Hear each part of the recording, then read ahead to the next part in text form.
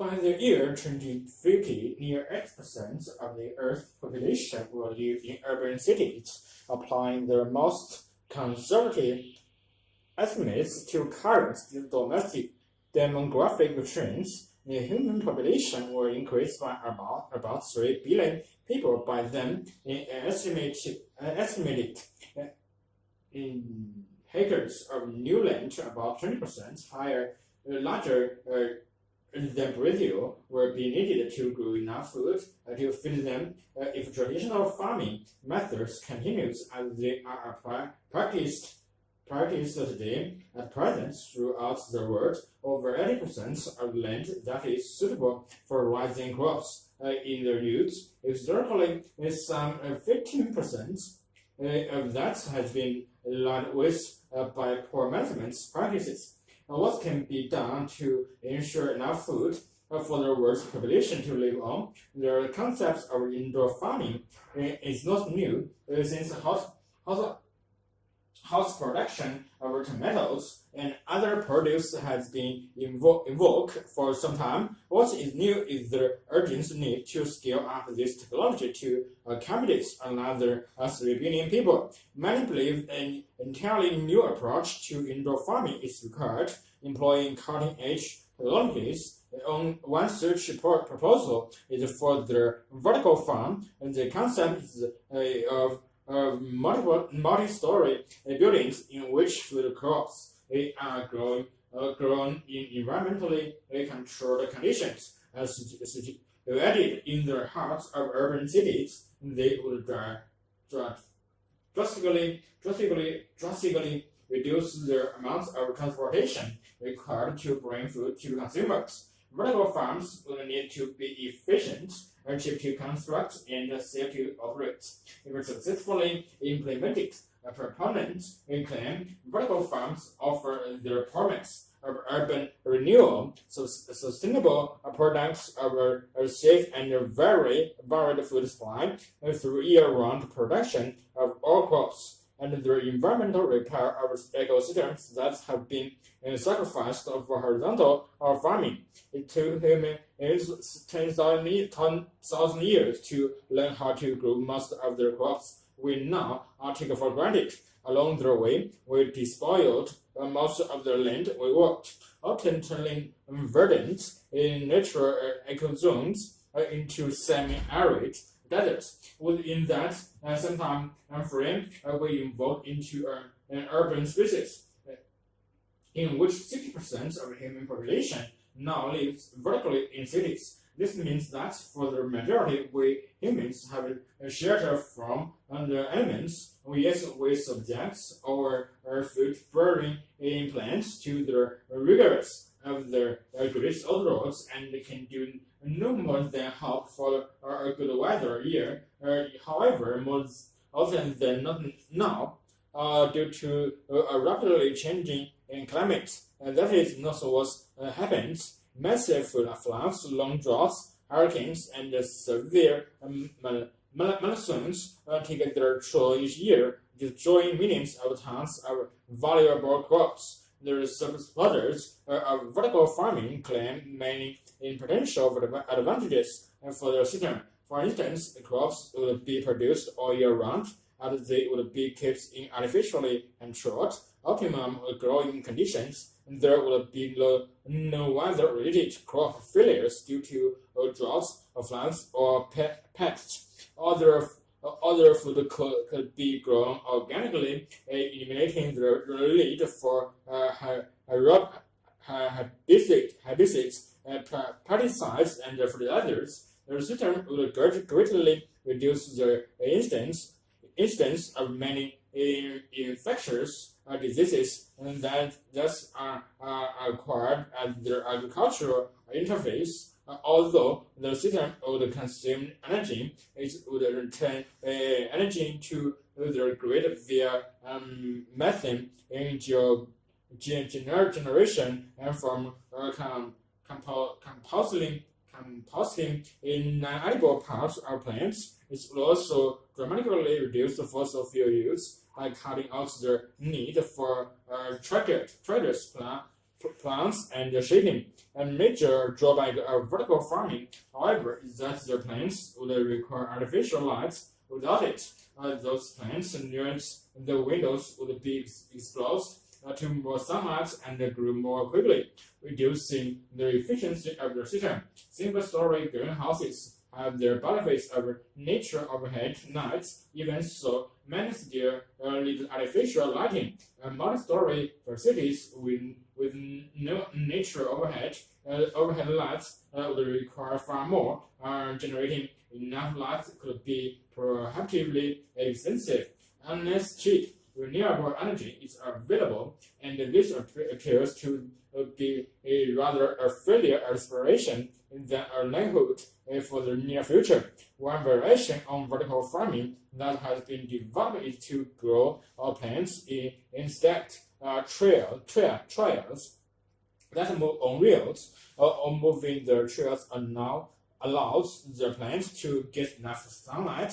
This system is already in operation and works well within a single-story greenhouse. With lights reaching it from above, it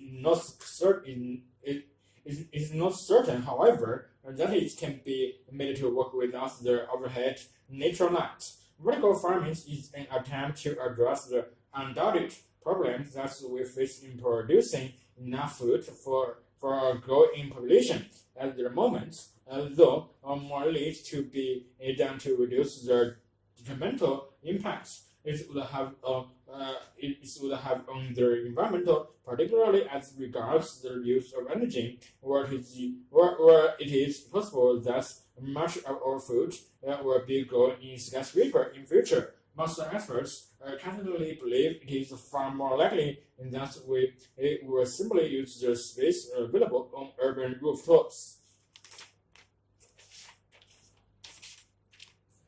The Falkirk wheel in Scotland is the world's first and only rotating embossed opened in 2002. It is central to the ambitious 84.5 million pounds Millennium Link project to restore navigability across Scotland by reconnecting the historic waterways of the Forth, Clyde and Ealing canals. The major challenge of the project lay in the fact that the Forth Clyde canal is situated 35 meters below the level of the Ealing Canal. Historically, the two canals had been joined near the town of Falkirk by a sequence of live nodes, enclosed sections of a canal in which the water level could be raised or lowered.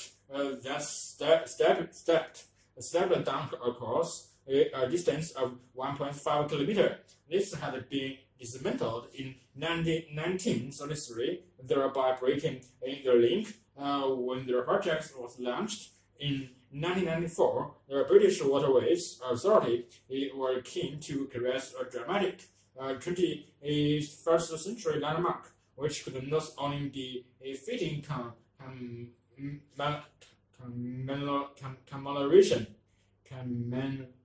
commemoration of the millennium, but also a lasting symbol of the economic regeneration of the region. Numerous ideas were submitted for the project, including concepts ranging from rolling eggs to tiddling tanks, and for giant seesaw to overhead monorails. The eventual winner was a plan and for the huge rotating and steel box lift, which was to become the Falkirk wheel. The unique shape of the structure is claimed to have been inspired by various sources, but man-made and nature mostly notable classic double-headed eggs, but also the vast turning propeller of a shape, the ribcage of a whale, or the skin of a fish. The various parts of the Falkirk wheel was all constructed and assembled like a one giant toy building sites at Bartley Engineering Steel Works in Derbyshire is some 400 kilometers from Falkirk. A team there carefully assembled the 1,200 tons of steel, painstakingly fitting the pieces together to an accuracy of just 10 millimeters to ensure a perfect final fit. In the summer of 2001, the structure was then dismantled and transported to 35 lorries to Falkirk before being bottled back together again on the ground and finally lifted into position in 5 large sections by crane. In the wheel would need to withstand immense and constantly changing stresses as it rotated. So to make the structure more robust, the steel sections were bottled rather than welded together. Over 45,000 bottles hotels were matched with their bolts, and each bolt were hand tightened. The wheel consists of 2 sets of opposing X-shaped arms attached about 25 meters apart to a fixed central spine and to diametrically opposed water-filled gondolas, each with a capacity of 330,000 liters, are fitted between the ends of the arms. And these gondolas always weigh the same, whether or not they are carrying bolts. This is because, according to Archimedes, a principle of displacement, floating objects displace their own weights in water. So when a boat enters a gondola, the amount of water leaving the gondola weighs exactly the same as their boats. This keeps the wheel balanced and so despite its enormous mass, it rotates through 180 degrees in 5.5 minutes. While using very little power, it takes just 1.5 kilowatt hours of energy to rotate the wheel, roughly the same as boil 8 small domestic kettles of water, both needing to be lifted up enter the canal basin at the level of their first and canal, and then enter the lower gondola of the wheel. Two hydraulic steel gates are raised so as to seal or to gondola off from the water in the canal basin. The water between the gates is then pumped out a hydraulic clamp which prevents the arms of the wheel moving where the gondola's dock is removed, allowing the wheel to turn in the central machine room. An array of then hydraulic motors then begins to rotate the central axis, and the axis connects to the outer arms of the wheel, which begin to rotate at a speed of 1/8 of the revolution per minute. And the wheel rotates, and the gondolas keeps in their upright position by a simple gearing system. 2 meter wide cogs orbits are fixed in a cog of the same width, connected by 2 smaller cogs traveling in the opposite direction to the outer cogs, so ensuring that the gondolas always remain level. When the gondolas reaches the top, the bus passes straight onto the aqueducts situated 24 meters above the canal basin. The remaining 11 meters of lift needed to reach the Ionian Canal is achieved by means of a pile of logs. The wheel could not be constructed to elevate both over the 35-meter difference between the 2 canals, owing to the presence of the historically important Antonia ore, which was built by the Romans in the 2nd century AD. Both travel under this wall, the Athena, then through the locks, and finally onto the Uline Canal.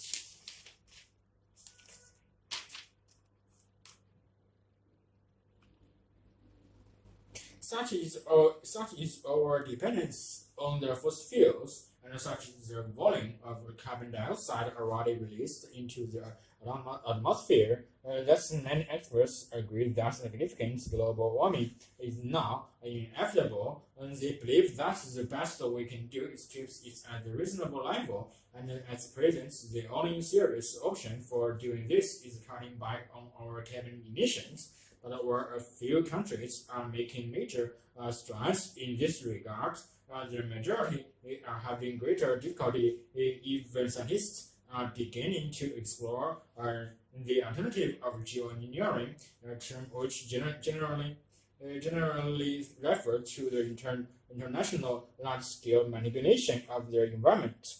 According to its proponent, geoengineering is the equivalent of a backup generator if Plan A, reducing our dependency on fossil fuels, faults, we require a Plan B, employing grand schemes to slow down or reverse the process of global warming. Geoengineering has been shown to work, at least on a small localized scale, for decades. Many parodies in Moscow have taken place under clear blue sky. Aircrafts have been deposited dry ice, silver iodide, and cement power to dispense the clouds. Many of their schemes now suggested look to the opposite and reduce the amounts of sunlight reached the planets. The most eye-catching idea of all is suggested by Professor Roger Angel of the University of Arizona. His scheme would employ up to 16 trillion minutes spacecraft, each weighing about 1 gram, to form a transparent sunlight reflecting in sunshade in orbit 1.5 million kilometers above the Earth. This could, argues Angel, reduce the amount of light reaching the Earth by 2%. The majority of geoengineering projects so far carried out, which include planting forests in deserts and depositing iron in the ocean to stimulate the growth of algae, have focused on achieving a general cooling of the Earth, but some look specifically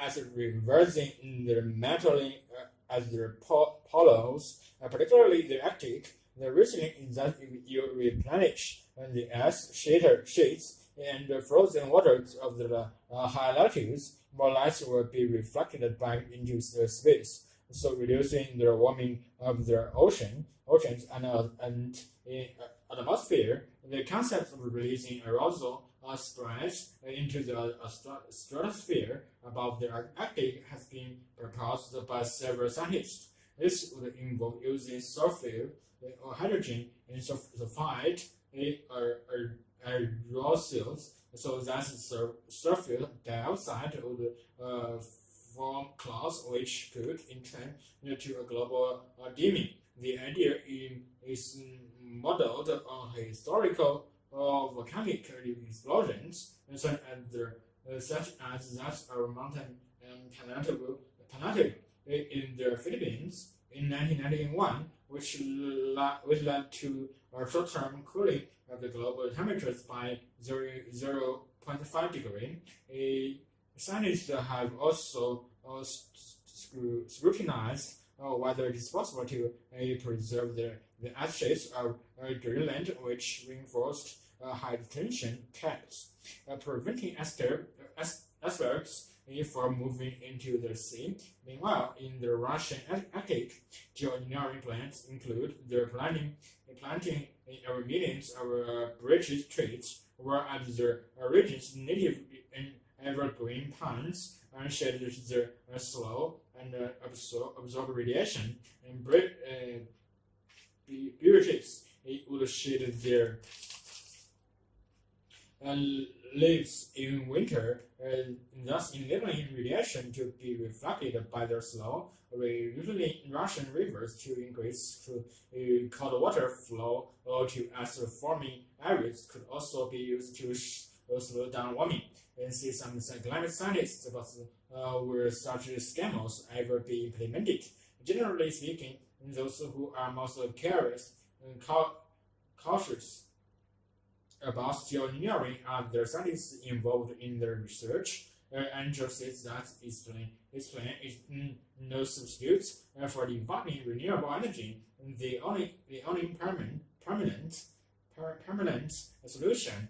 And Dr. Philly research of US-based Pacific Northwest National Laboratory is equally guarded about the role of geoengineering. I think all of us agree that if we were to end geoengineering on a given day, then the planet would return to its pre-engineered condition very rapidly, and probably would in turn 10 to 20 years. That's certainly something to worry about.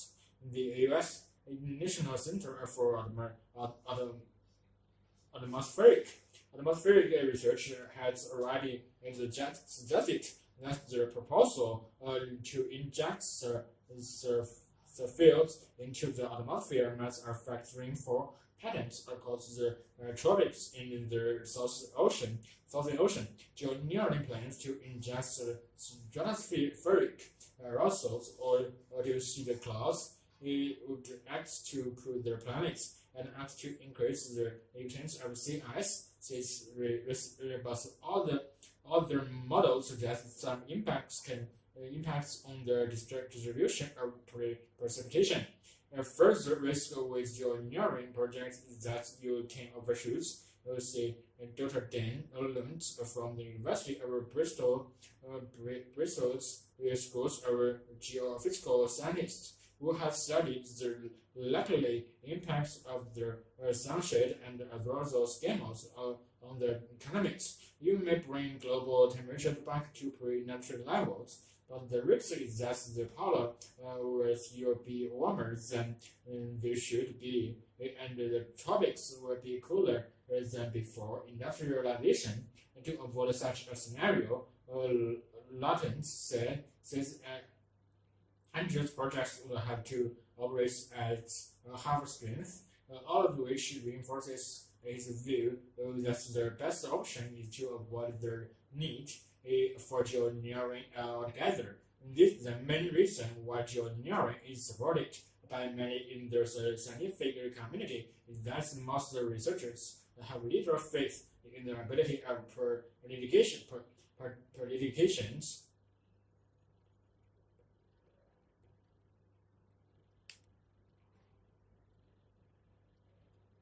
to agree and then bring in the necessary cabinet cuts, even leading conservation organizations, and see the value of investigating the potential of geoengineering. According to Dr. Nathan Samko, climate change advisor for the World Fund's International Arctic Programming, induced climate change has brought humanity to a position where we shouldn't exclude thinking thoroughly about this topic and its possibilities.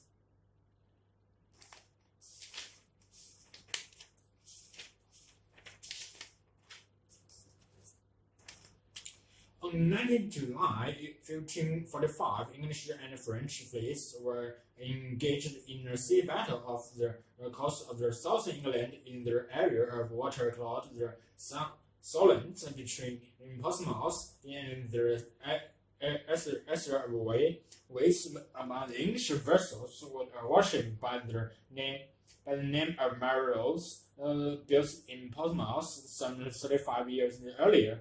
She had had a long and successful fighting career, and was a favorite of King Henry VIII.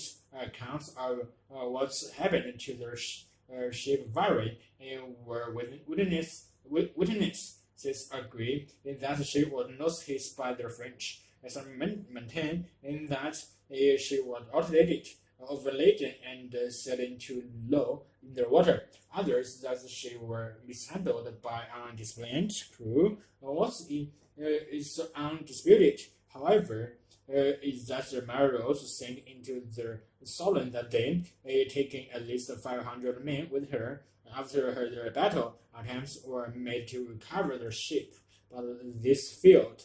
The Marios came to rest on the seabed, lying on her starboard right side, and the angle of approximately 60 degrees. The body of the ship acted as a trap for the sand and mud carried by solid currents. As a result, the starboard side filled rapidly, leaving the exposed parts left side to be loaded by marine organisms and mechanical degradation. And because of the way the ship sank, nearly all of the starboard have survived intact. During the 17th and 18th centuries, the entire site became over-red, with a layer of hard gray clay which minimized the future erosion. And then on 16 July 1836, some fishermen in the Solents found that their equipment were caught on the water obstruction,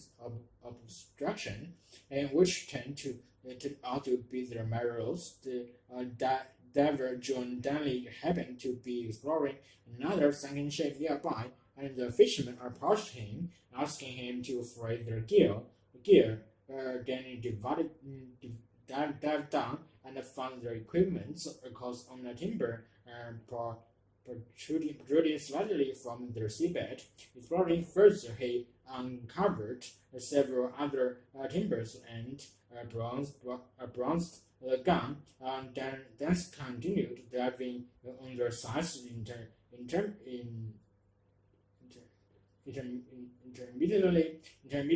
into 1840, recovering several more guns, two boats, various timbers, in parts of a pump, and various other small orphans. The Marios then faded into obscurity for another 100 years. But in 1965, military historian and amateur diver Alexandra Mackey, in conjunction with the British Survey Club, initiated a project called Solent Ships. On paper, this were a plan to examine a number of known ranks in the Solent.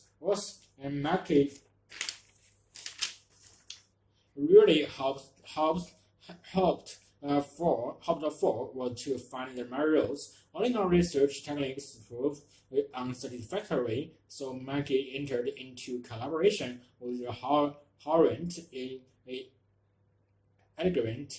professor of electrical engineering at the Massachusetts Institute of Technology. In 1967, at a Argentine site, a scan sonar system revealed a large, unusually shaped object, which Mackey believed was the Marios. Further excavation revealed stray pieces of timber and iron gun, but the climax to the operation came when on 5 May 1971, part of the ship's frame was uncovered. Mackey and his team now knew for certain that they had found the wreck, but were as yet unaware that it also housed a 12 of beautifully preserved artifacts. Interest in the project grew, and in 1979, the Railroads Trust was formed with Prince Charles as its president and Dr. Margaret Rue its ideological director. The decision whether or not to salvage the rank was not an easy one. Although an excavation in 1978 had shown that it might be possible to right the hole where the origin aim was to raise the hole if ever feasible. And the operation was not given the go ahead until January 1982, when all the necessary information was available. An important factor in trying to salvage the railroads was that the remaining hole was an open shell. This led to an important decision being taken, namely to carry out the lifting operation in three very different stages. The hull was attached to a lifting frame via a network of bolts and lifting wires. The problem of the hull being sunk back downwards into the mud was overcome by using hydraulic jets. This raised it a few centimeters over a period of several days as the lifting frame rose slowly up its for legs. It was only when the hull was hanging freely from the lifting frame, clear of the seabed and the suction effects of the surrounding mud, that the salvage operation progressed to the second stage. In this stage, the lifting frame was fixed to a hook attached to a crane, and the hull was lifted completely clear of the seabed and transferred underwater into the lifting corridor. This underwater into the lifting corridor. This required process and position to locate the legs into the stabilizing guides of the lifting corridor. The lifting corridor was designed to fit the hull using archaeological survey drawings and was fitted with airbags to provide an additional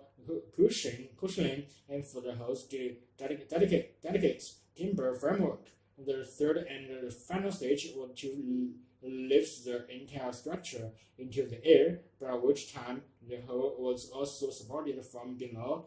Finally, on 11 October 1982, millions of people around the world held their breath as the timber skeleton of the railroads was lifted clear of the water, ready to be returned home to Portsmouth.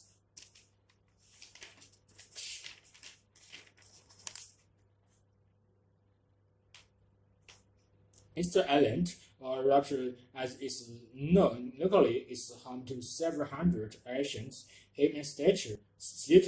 The Maya, after this remote Pacific island was settled by the Polynesians, has remained isolated for centuries. As the energy and the resources that went into the Maya, some of which are 10 meters tall and weigh over 7,000 kilos, came from the island itself. It's when Dutch explorers landed in 1722, they met a Stone Age culture. The Maya were curved with stone tools, then transported for many kilometers without the use of animals or wheels to massive stone platforms. And the identity of the Maya builders were in doubt until well into the 20th century, and the Hydra, then Loenge and Adventure, though all the stages had been created by pre-Inca people from Peru.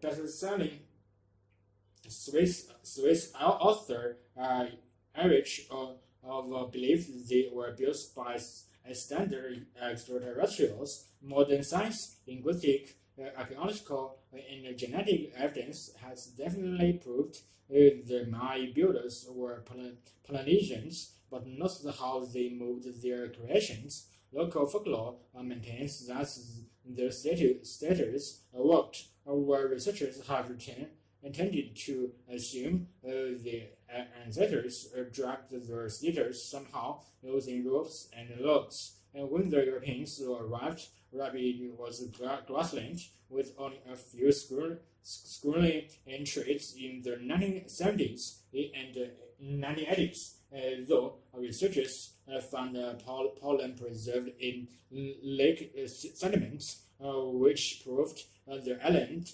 had been curved in lush palm forest for thousands of years. Only after the Polynesians arrived did those forests disappear. U.S. scientists dominate believes that the Rapalus people, descendants of Polynesian settlers, ranked their own environments, and they had unfortunately settled on an extremely fragile island, dry, cool, and too remote to be properly fertilized by windblow volcanic ash. When the islanders cleared their forests for firewood and farming, the forest didn't grow back as trees became sacred, and they could no longer construct wooden canals for fishing. As birds, soil erosion decreased their crop yields. Before Europeans arrived, the Romanians had descended into civil wars and cannibalism inhabitants, and the collapse of their isolated civilization demand rights in the worst case scenario for what may lie ahead of us in our own future. Maya, he thinks, accelerated their self-destruction, and that Diamond interprets them as powered slaves by rival chieftain who trapped on a remote little island, lacked other ways of asserting their dominance, and they competed by building its bigger figures. Diamond thinks they led their mind on wooden circuits, hauling over log rails, but that's required both a loss of wood and a loss of people. To feed their people, even more land had to be cleared. When the wood was gone and the civil war began, and the islanders began toppling in the Maya by the 19th century, none were standing. Archaeologist Terry Hunt of the University of Hawaii and Calibo of California State Universities agreed that Easter Island lost its lush forest, and that it was an ecological catastrophe, but they believe the islanders themselves weren't to blame, and their Maya certainly wasn't. Archaeological excavation indicates that the Romanian went to heroic effect to protect the resources of their wind-lashed infertile fields, and they built thousands of circular stone windbreaks and gardened inside them, and used broken volcanic rocks to keep their soil moist. In short, Hans and Liebel agree the prehistorical Rapalus were pioneers of sustainable farming.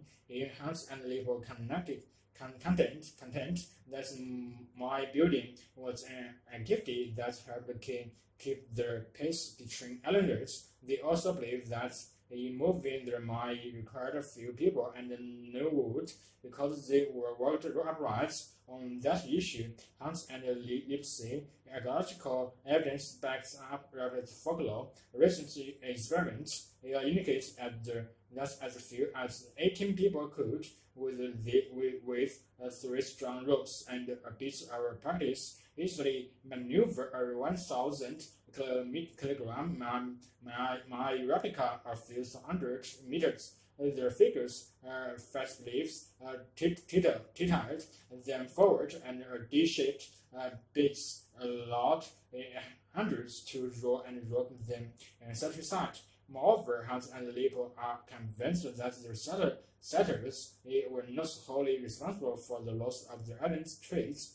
Archaeological finds of nuts from the extinct Easter Islands show entirely groups made by the teeth of population and rats. The rats arrived along with their settlers, and in just a few years, Hans and Lippo calculate and they would have overrun the island. They would have prevented the resettling of the slow-growing palm trees and thereby doomed ravenous forest. Even without the settlers' campaign of deforestation, no doubt the rats ate birds, eggs too. Hans and Lippo also see no evidence that a civilization collapsed. When the palm forest did, they think its population grew rapidly and then remained more or less stable until the arrival of the Europeans, who introduced the deadly diseases to which the islanders had no immunity. In the 19th century, slave traders decimated the population, in which sharped to 111 people by 1877. Hans and Lippo's vision, therefore, is one of the island populated by peaceful and ingenious Maori builders and careful stewards of the land, rather than by reckless destroyers running their own environments and starting, rather than a case of abject failure. Rather, is an unlikely story of success, they claim. Whichever is the case, there are truly some valuable lessons which the world at large can learn from the story of Rapa Nui. An emerging discipline called neuroaesthetics is seeking to bring scientific objectivity to the study of arts and has already given us a better understanding of many masterpieces. In the blurred imagery of impressionist paintings, it seems to stimulate the brains and Canada. For instance, science thinks the amygdala plays a crucial role in our feelings, as science must explain why many people find these pieces so moving. So the same approach also shed light on abstract 20th century pieces. For Magellan's geometrical blocks of color to Pollock's seemingly haphazard arrangements are splashed points on canvas. Skeptics believe that people claim to like such works simply because they are famous, and we certainly do have an inclination to follow their code when asked to make simple perceptual decisions, such as matching a shape to its rotated image. And for example, people often choose a definitely wrong answer if they see others doing the same.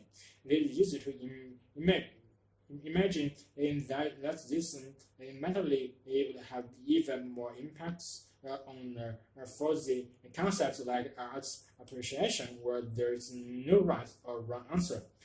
Argentina Harley Dolan in Britain in college Massachusetts responded to its debates by asking volunteers to view pairs of paintings, either the creation of famous abstract artists or the doodles of infants, chimps, and elephants. They then had to judge which they preferred. A third preferred. A third of their paintings were given no captions, while many were labeled incorrectly.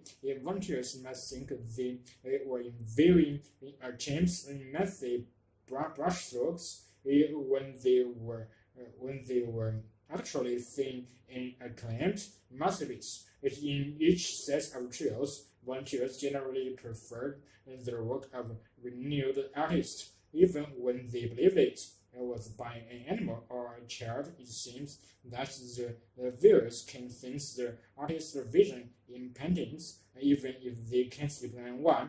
Robert Perrier, an artist based at Cardiff University, creates ambiguous works that neither entirely abstract nor clearly representational. In one study, Perrier and his collaborators asked volunteers to decide how powerful they considered an artwork to be, and whether they saw anything familiar in their piece.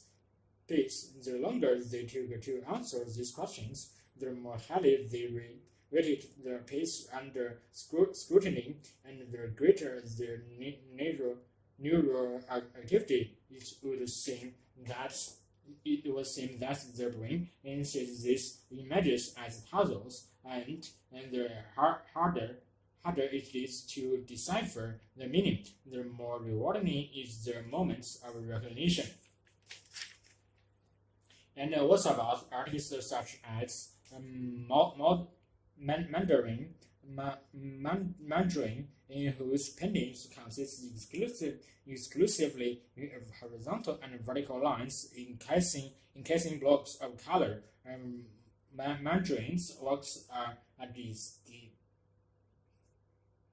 captively simple, but tracking studies confirm that they are meticulously composed, and that simply rotating a piece erratically changes the way we view it. With their originals, volunteers' eyes tended to stay longer on certain places in their image, but with their altered versions, they fit across a piece more rapidly.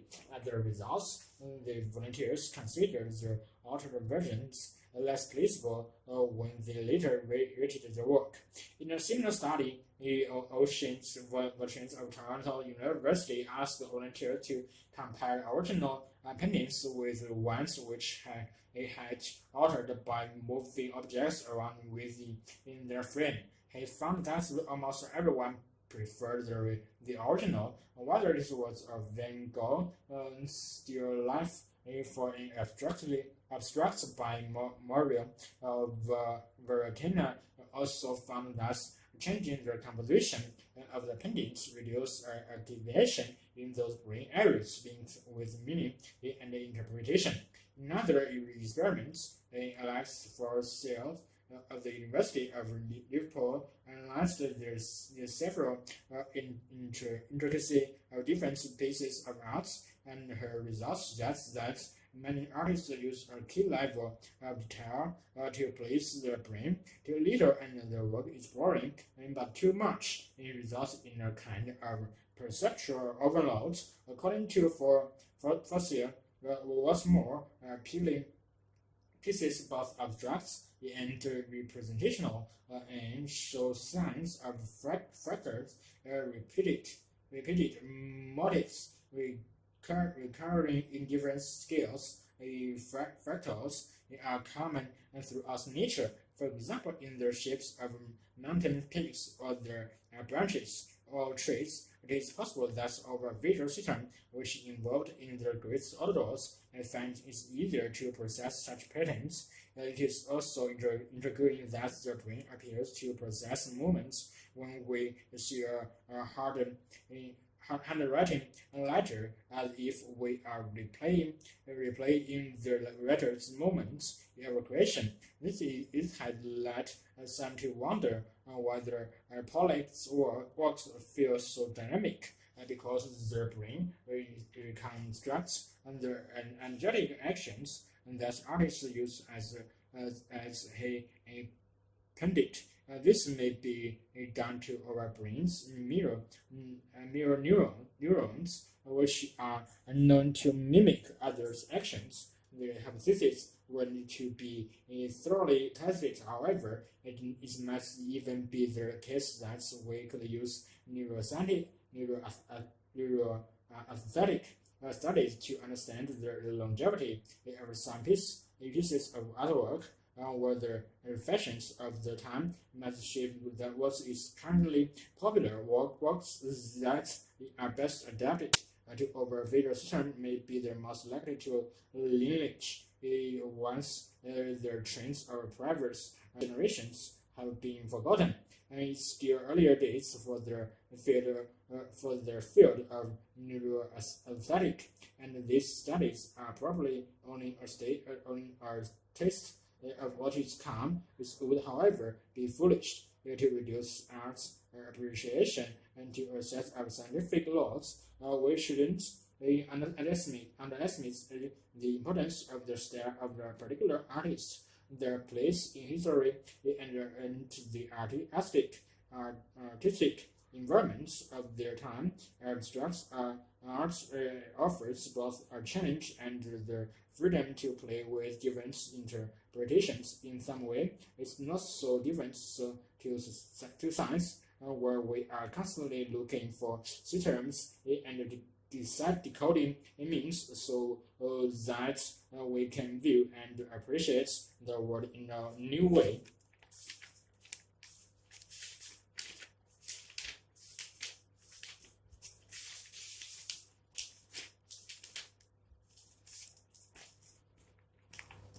Silk is a fine, smooth material produced from the cocoons and soft protective shells that are made by mulberry silkworms. Inside Lava's legend has that is what the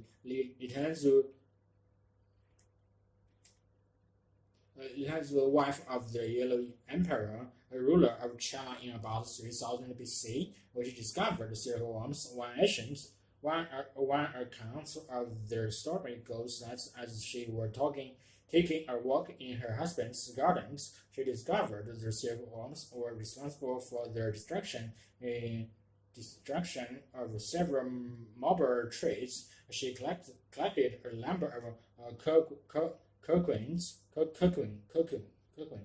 and sat down to have a rest. It just so happened that's where she was sipping some tea. One of the cocoons that she had collected landed in the hot tea and started to revel into a fine thread. And Nitanzu found that she could weigh this thread among her fingers. Subsequently, she persuaded her husband to allow her to silkworms on a grove of mulberry trees. She also devised a special reel to draw the fabric from the cocoons into a single thread so that they would be strong enough to be woven into fabric.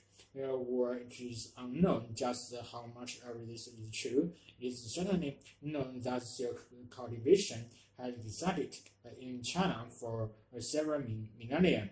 And originally, silkworm farming was solely restricted to women, and it was they who were responsible for the growing, harvesting, and weaving. Silk quickly grew into the symbol of status, and originally only royalty were entitled to have clothes made of silk. The rules were gradually relaxed over the years until finally during the Qing Dynasty in 1544 to 1911 AD, even peasant and the lowest castle were also entitled to wear silk. Sometime during the Han Dynasty, 206 BC to 220 AD, silk was so bright that it was also used as a unit of currency. Government officials were paid their salary in silk, and farmers paid their taxes in grain and silk. Silk was also used as diplomatic gifts by the emperor, and fishing lines in bowswing, musical instruments, and paper were all made using silk. The earliest indication of silk paper being used was discovered in the tomb of Lobo, who is estimated to have died around 168 AD. A demand for this exotic fabric eventually created the lucrative trade routes now known as the Silk Road, taking silk westward and bringing gold, silver, and wool to the east. It was named the Silk Road after its most precious commodity, which was considered to be worth more than gold. The Silk Road stretched over 6,000 kilometers from eastern China to the Mediterranean Sea, following the Great Wall of China, climbing the Mountain Range, crossing modern-day Afghanistan, and going on to the Middle East. With their major trading markets in Damascus. From there, their merchandise was shipped across the Mediterranean Sea. Few merchants traveled their entire routes.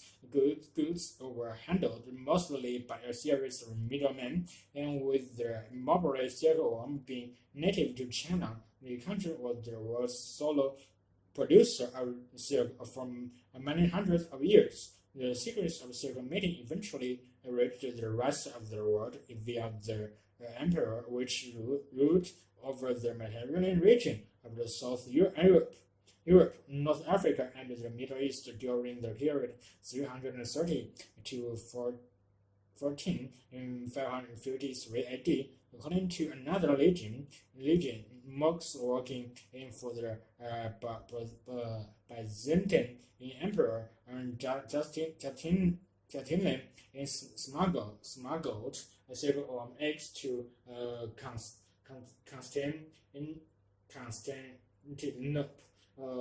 In 550 AD, concealed inside a hollow bamboo walking canals was as secretive as the Chinese. However, and for many centuries, the weaving and the trading of silk fabric was strict imperial monopoly. In the 7th century, the Arabs conquered Paris, capturing their magnificent skills in the peace process. Silk production thus spread through Africa, Sicily, and Spain as the Arabs swept through these islands, and Andalusia in southern Spain was European main silk producing center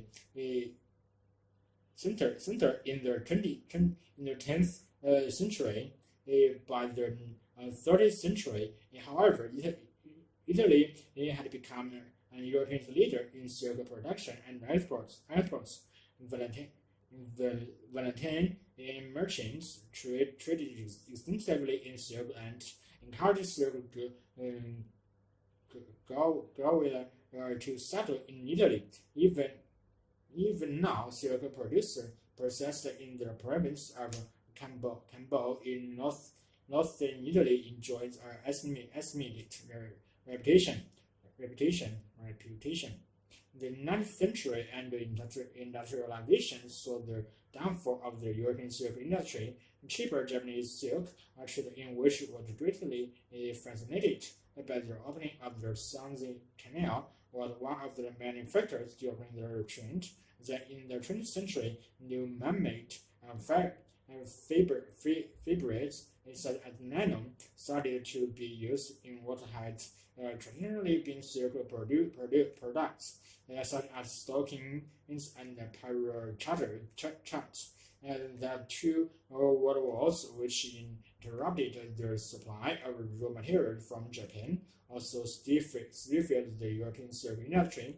After the Second World War, Japan's silk production was restored with improved production and quality of raw silk. Japan was to remain the world's biggest producer of raw silk, and particularly the only major exporter of the raw silk.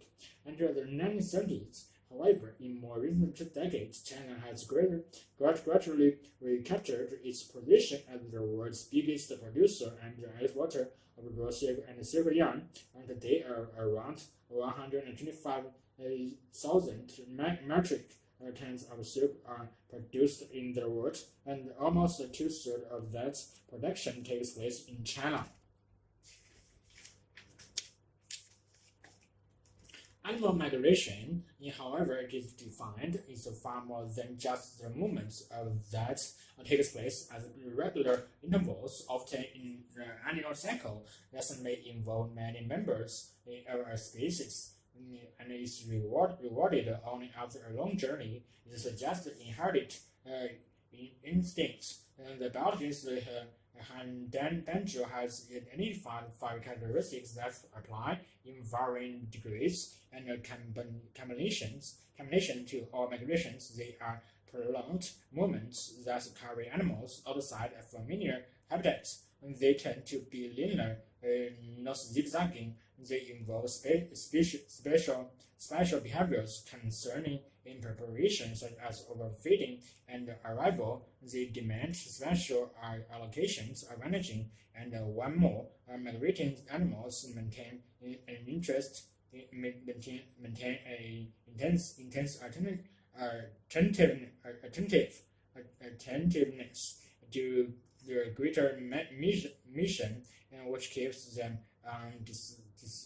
undistracted by temptations and undeterred by challenges that would turn other animals aside. An Arctic tern on its 20,000 kilometer flights from the extreme south of South America to the Arctic Circle will take no notice of the many herring offered from a bird or watches both along the way, where local goats will dive raucously for sudden hangouts. Their tern flies on, while the Arctic tern resists the distraction, and because it's driving at the moment by an instinctive sense of something we humans find admirable, a larger purpose. In other words, it is determined to reach its destination. The bird thinks that it can eat, rest, and mate later, but now it is totally focused on their journey. Its undivided intent its arrival, reaching some gravely coastline in the Arctic, upon which other Arctic terns has converged, will serve its larger purpose as shaped by evolution, finding a place, a time, and a set of circumstances in which it can successfully hatch and rear offspring.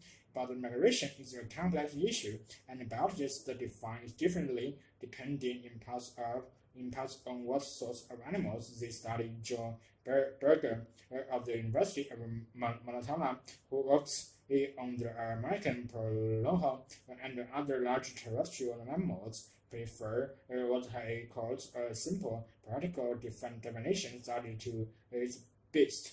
Movements from a seasonal home area away to another home area and back again. Generally, the reason for such seasonal back and forth movements is to seek resources that aren't available within a single area year-round.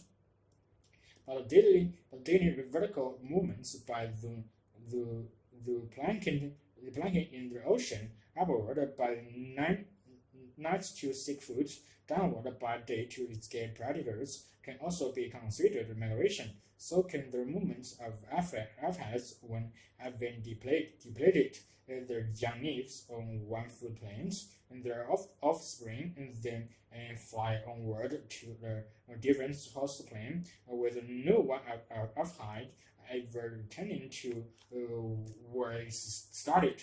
Daniels is an evolutionary biologist who studies insects, and his definition is more intricate than Beggars, citing those 5 features that distinguish migration from other forms of movements. They allow for the fact that, for example, arrowheads were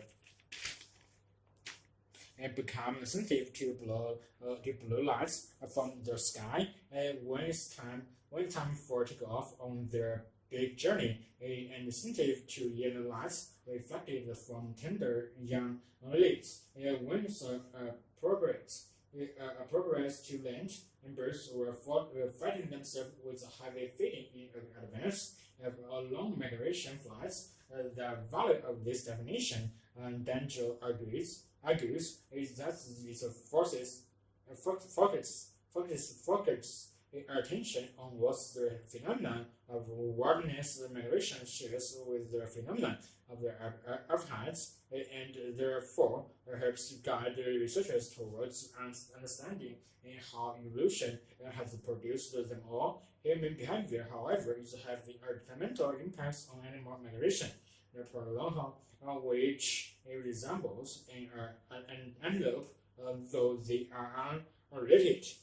Their fathers land and mammal of the New World, one population which spends their summer in the mountainous Grand Teton National Park of the western USA, follows a narrow route from the summer range in the mountains across a river and down onto the plains. Here they wait out the frozen month, feeding mainly on sagebrush, blown clear of slope.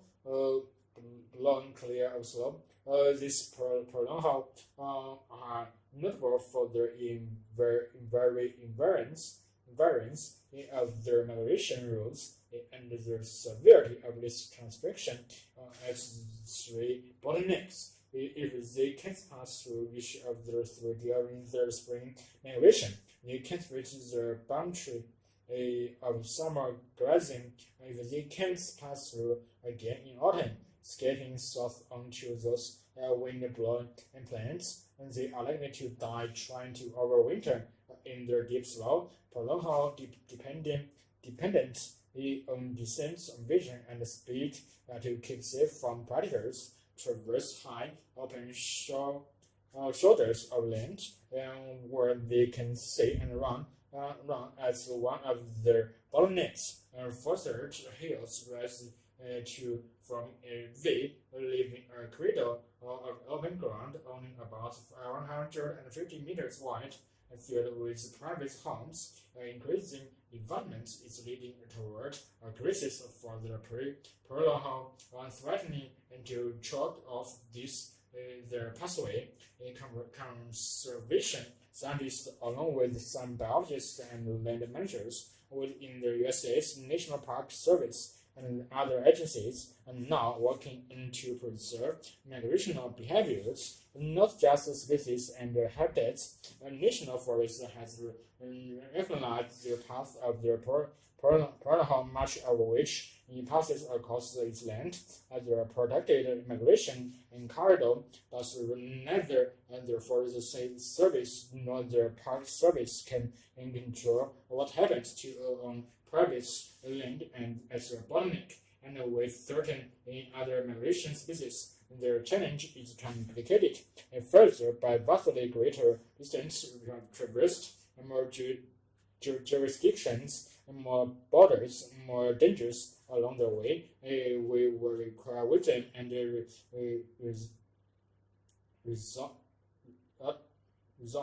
resolutiveness to ensure that migration species can continue to their journey while longer.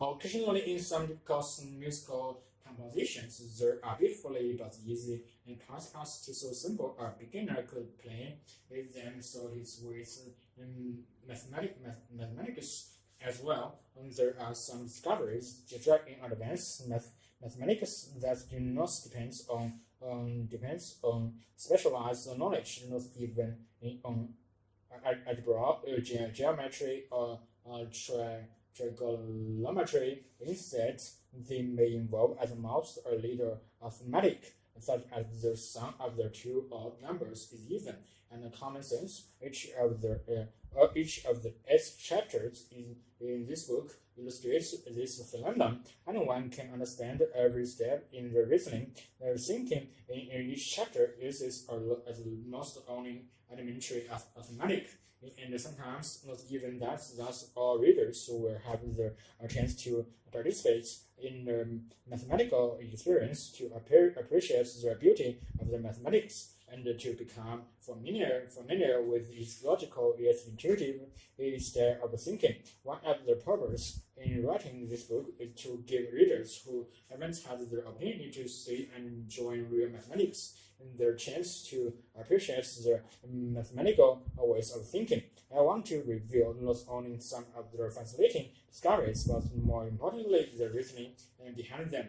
In that respect, this book differs from most books on mathematics written for the general public. Some present to the lives of colorful mathematicians, others describe important applications of mathematics, yet others go into mathematical procedures, but assume that the reader is adept in using algebra. I hope this book will help bridge the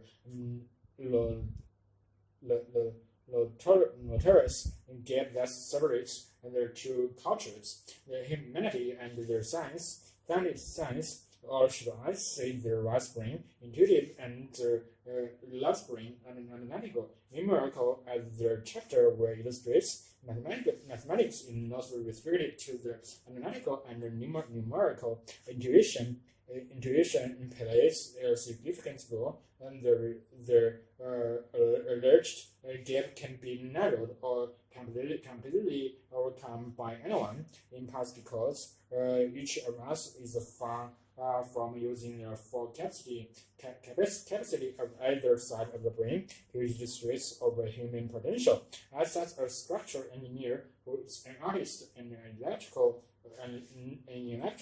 engineer who is an opera singer who published mathematical research, and a mathematician who publishes short stories. Other scientists have written books to explain the field to non-scientists, but have necessarily had to omit the mathematics.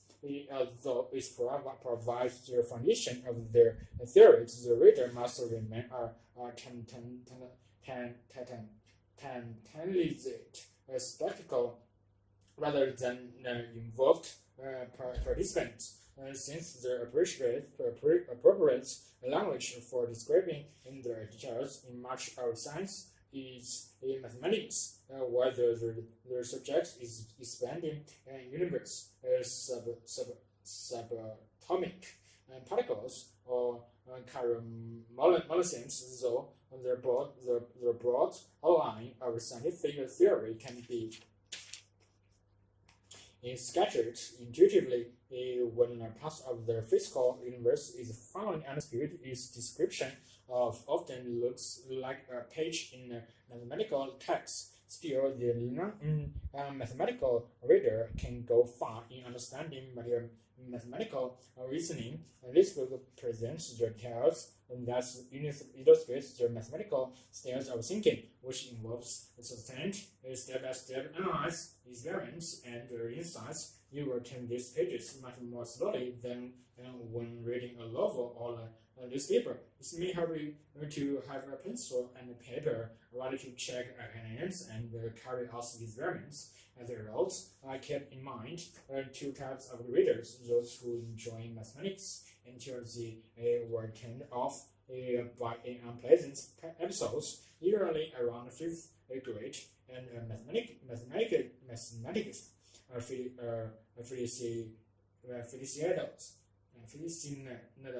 who will find much that is new throughout the book. This book also serves readers who simply want to sharpen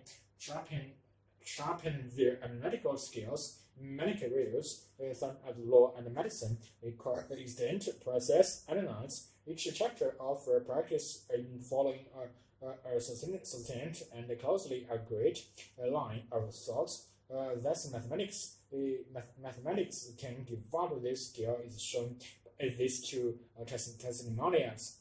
Physician roles the discipline in our analytical through thought process in mathematics prepared me extremely well for medical school. In medical, one is faced with a problem which must be thoroughly analyzed before a solution can be found. The process is similar to doing in mathematics. A lawyer made the same points, although I had no background in law, not even one political science course. I did well as one of the best law schools. I attribute much of my success there to having learned through the study of the mathematics, and in particular, theorems, how to analyze complicated principles. Those who had studied mathematics can master the legal principles in a way that most others cannot. I hope you will share my delights in watching as the simple, even naive questions lead to remarkable solutions and purely theoretical discoveries found and participated applications.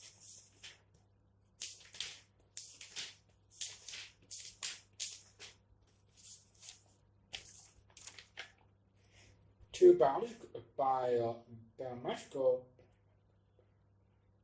biomedical researchers all over the world trains of the precious opportunities to untangle the influence of genes and the environment and of nature and nurture. Because identical twins come from a single fertilized egg that splits into two. They share virtually the same genetic code, and the differences between them in one twin having a younger looking scale, for example, must be due to environmental factors such as less time spent in the sun. Alternative, by comparing the experiences of identical twins with those of frontal twins who come from separate eggs and share on average half their DNA, researchers can quantify the extent to which our genes affect our lives. If identical twins are more similar to each other with respect to an element, then frontal twins are, the vulnerability to the disease must be rooted, at least in parts, in heredity. These two lines of research studying the differences between identical twins, the pinpoints the influence of environments, and comparing identical twins with frontal ones to measure the rule of inheritance. Have been critical to understanding the interplay of nature and nurture in determining our personalities, behavior, and vulnerability to disease. The idea of using twins to measure the influence of heredity dates back to 1875, when the English scientist Francis Galton first suggested the approach and coined the phrase nature and nurture. But twins studies to a surprising twist in the 1980s, when the arrival of studies into identical twins who had been inseminated at birth and retained as adults over 2 decades. 177 sets of twins eventually visit Thomas Bouchard Lab in what's become known as the Milestone studies of twins. With apart, numerous tests were carried out on the twins, and they were each asked more than 15,000 questions. In Bouchard and his colleagues used these mountains of data to identify how far twins were affected by their genetic makeup.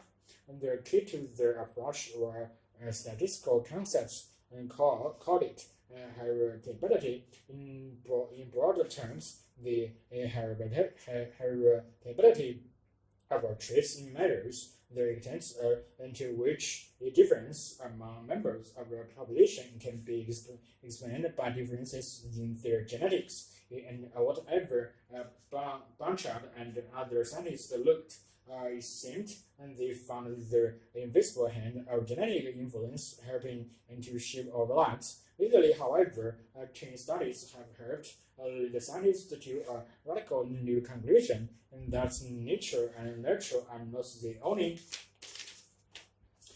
elements folks at work. According to a recent field called epigenetics, there is a third factor also in play, one that in some cases serves as a bridge between the environment and our genes, and in other occasions is on its own to shape who we are. Epigenetics processes are chemical reactions try to neither nature or non-nurture, but representing what researchers have called a third component. These reactions influence how our genetic code is expressed, how each gene is strengthened or weakened, even turned on or off to build our bones, brains, and all the other parts of our bodies. If you think of our DNA as an immense piano keyboard and our genes as the keys, each key symbolizing a segment of DNA responsible for the particular nodes or traits, and all the keys combining to make us who we are. Then epigenetics, a process you determine when and how each key can be struck, changing the tune and being played. One way the study of epigenetics is revolutionizing our understanding of biology is by revealing a mechanism by which the environment directly impacts on gene studies of animals. For example, have shown that when a rice experience stress during pregnancy, it can cause epigenetic changes in the fetus that lead to behavior problems as the rodents grows up. Other epigenetics processes appear to occur randomly, where others are normal, such as those that guide embryonic cells, and they become heart, brain, or liver cells. For example, geneticists Dan Reid has worked with many trains over the years and thought deeply about what trains studies have taught us. It's very clear when you look at trains that much of what they share is hardwired. She says many things about them are absolutely the same and alterable, but it's also clear when you get to know them that other things about them are different. Epigenetics is the origin of a lot of this difference. In my view, read the credits. Thomas Blanchard worked for decades in twin in studies. He was the trailblazer. She says, we forget that 50 years ago, things like heart disease were thought to be caused entirely by lifestyle. Thought to be due to poor mothering. Twins studies have allowed us to be more reflective about what people are actually born with and what's actually by experience. Having said that, the latest work in epigenetics promises to take our understanding even further. What I like to say is that nature writes something in pencil and something in pen. He says, things writing in pen you can change the DNA, but things writing in pencil you can. That's epigenetics. Now, that's the way I actually able to look at the DNA and see what the pencil writings are. It shows over the whole new world.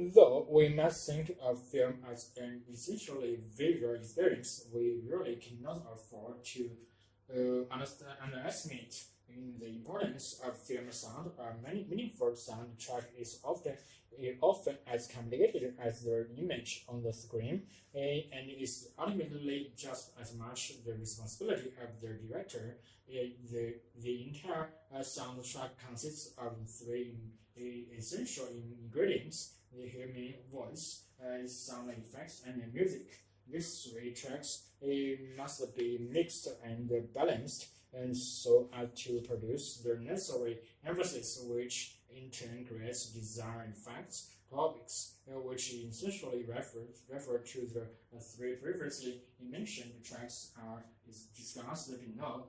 They include dialogue, synchronous and asynchronous sound effects, and the music. Let us start with dialogue, as this is the case with stage drama. Dialogue serves to tell the story and express the feelings and motivations of characters as well. Often with film characterization, the audience preserves little or no difference between the character and the actor. Thus, for example, the actor embodied in the character some stage, film personality, and life personality seem to merge. Perhaps this is called the varied texture of a performer's voice supplies an elements of a character. When voice textures fit the performer's physiognomy and gestures, whole in a very realistic persona emerges, and the viewer sees not an actor working at these crafts, but another human being is struggling with life. It's interesting to note that how dialogue is used, and the very amounts of dialogue used varies widely among films. For example, in the highly successful science fiction film 2001, little dialogue was evident, and most of it were banal and a little interest is in this way. The filmmaker was able to portray most of Thomas Solachek in the Vivian call.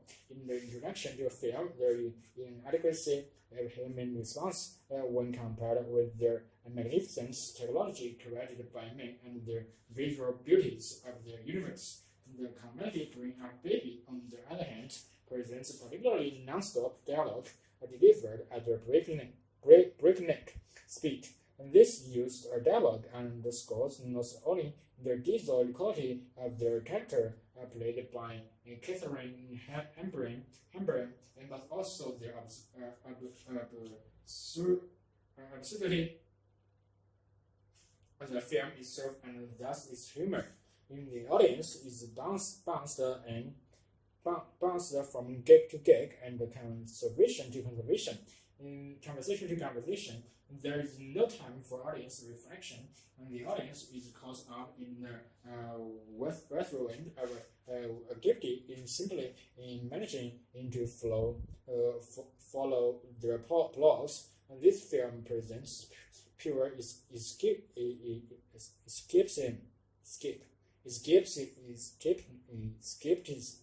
escapism.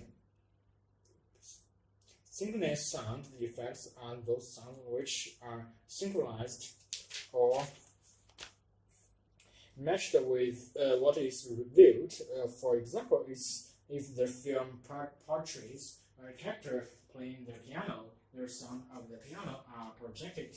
Synchronous sounds contribute to the realism of film and also help to create a particular atmosphere. For example, the click of a door being opened may simply serve to convince the audience that the image portrait is real, and the audience may only subconsciously notice the expected sound. However, if the click of an opening door is part of an ominous action such as particularly if the sound mixer may call attention to the click with an increase in volume. This helps to engage the audience in moments of suspense. Asynchronous sound effects, on the other hand, not matched with a visible source of the sound on screen. And such sounds are included so as to provide an appropriate emotional nuance, and they may also add to the realism of the film. For example, a filmmaker might opt to include the background sound of an ambulance siren, where the foreground sound and image portrays an arguing couple on this excellent ambulance siren underscores the physical psychic injury incurred in their arguments. At the same time, the noise of the siren adds to the realism of the film by acknowledging in the film city setting. We are probably familiar with background music in films, which has become so by critics and to be noticeable in its absence. We are aware that it is used to add emotion and rhythm. It really not means to be noticeable. It often provided a kind of an emotional attitude towards the story and all the characters depict. In addition, background music often foreshadows a change in mode. For example, distortion, dissonance. Music may be used in film to indicate an approaching but not yet visible menace or disaster. Background music may add viewer understanding by linking scenes. And for example, a particular musical theme associated with an individual character or situation may be repeated at various points in film in order to remain in the audience of the silence motif or ideas. Film sound comprises conventions and innovations, and we have come to expect an acceleration of music during car chase and quickly goes in horror movies. Yet it's impossible to note as well the sound is often brilliantly convinced. The effects of sound are often lightly so subtle and often are noted by only over subconscious mind. We need to foster an awareness of film sound as well as film space, is so as to truly appreciate an art form that sprang into life during the 20th century, the modern film.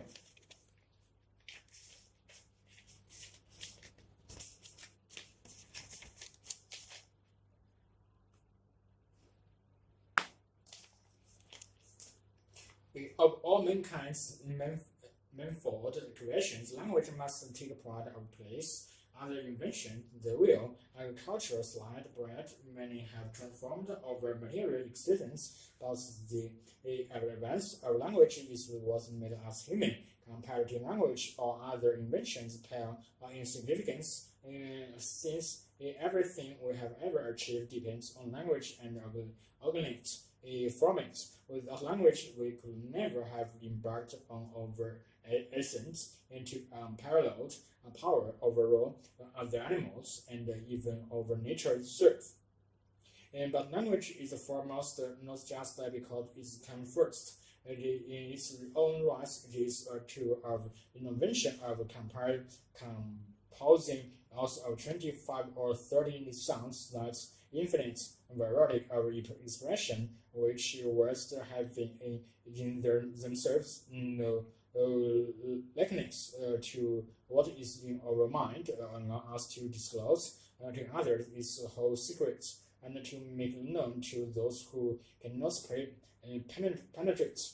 The renowned French grammarians of the post-royal abbey near Versailles distort the essence of language, and no one since has celebrated more eloquently in the magnitude of its achievements. Even so, there is just one flaw in all this system of prize. For the homage to language's unique accomplishments concerns a simple yet critical incongruity.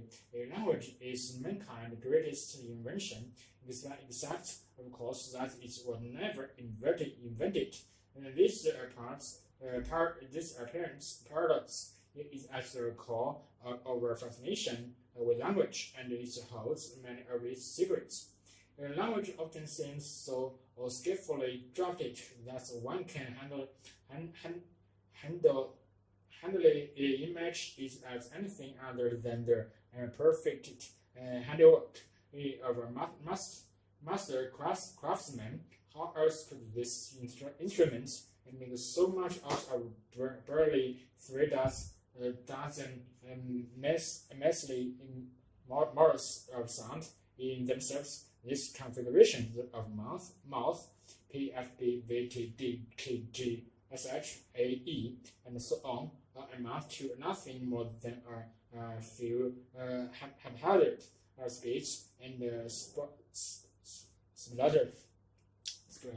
splitters, random noises with no meaning, no ability to express, no power to explain, but run them through the cogs and the wheels of the language machine. That is, arrange them in some very special orders, and there is something that these meaningless streams of air cannot do, from signing to interminable burden of existence to reveling in the fundamental order of the universe. The most extraordinary thing about language, however, is that one doesn't have to be genius to set its wheels in motion. The language machine allows just about everybody, from pre-modern foragers in the subtropic savannah and to post-modern philosophers in the southern spiral, to tie these meaningless sounds together into an infinite